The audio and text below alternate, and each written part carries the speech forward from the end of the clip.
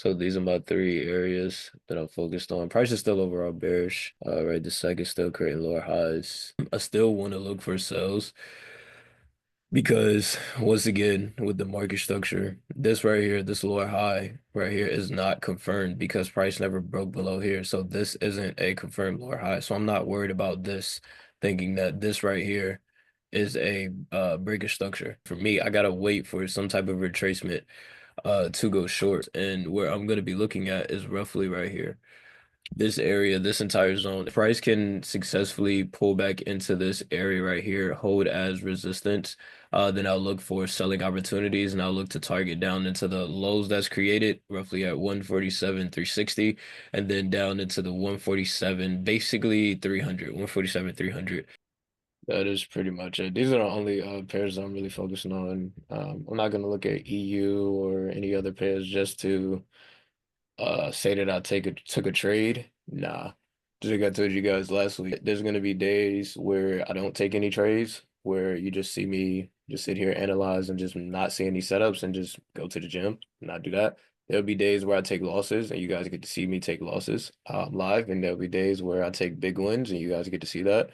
There'll be days where I take break even days.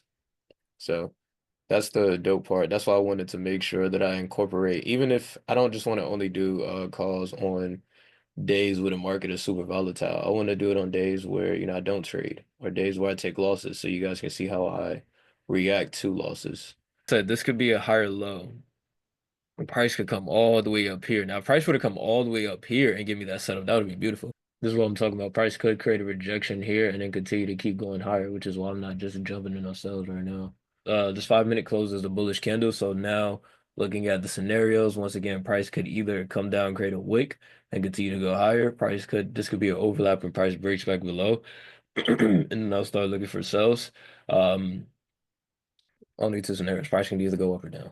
So price has all of this room. Price can even come up to the 78.60 all the way up here. That'd be beautiful. That'd give me a better more room if price does pull back up into this 4 hour zone up here. And that's where this is what I'm talking about, like the patience part of it. I'm missing out on good setups to get an even better setup. Because I could have tried to take an aggressive trade here that didn't align with anything. Just take the aggressive trade here, but it took a loss. Just tried to, just like here. I could have just taken an aggressive trade here, but it's taken a loss. So I'm not about to be taking unnecessarily losses for nothing. So for me, sells are still valid, but for me to, I don't know what's going on with my mouse, but for me to start looking for sells, I want to see this break back below here.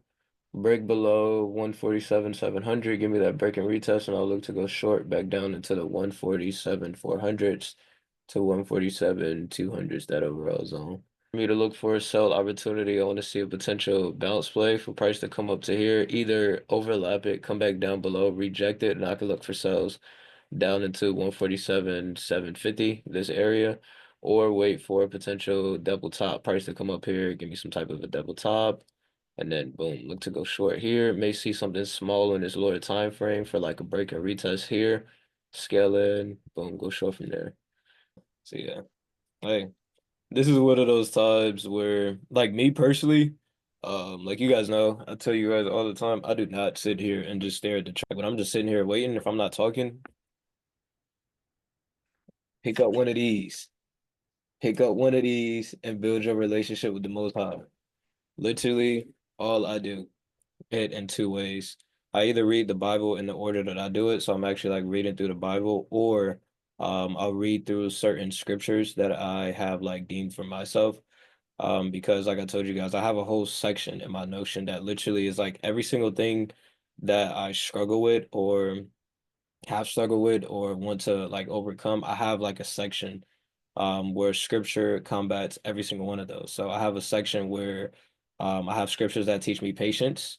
I'm literally Romans chapter 5, verse 3, 4 right here that you can see up here, but I have scriptures that teach me about patience, confusion, if I'm ever afraid, if I'm ever doubtful, about greed. Because there's a scripture for literally every single, it doesn't matter what you're going through. There's a scripture for it. And God gives you the guidance through literally every last one of those. So that's why I like to make sure I stay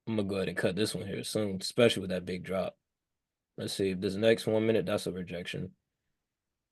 I'm gonna go ahead and close one of those positions. All right, so I closed the position, and honestly, I'm about to just close both of these positions actually. Cool, perfect. Just got out of these positions right here, as you guys always know. I closed one of them right here after that rejection. These were the other entries, and I closed the other two right there. I'm gonna just go ahead and take this base hit. I'm calling it a day.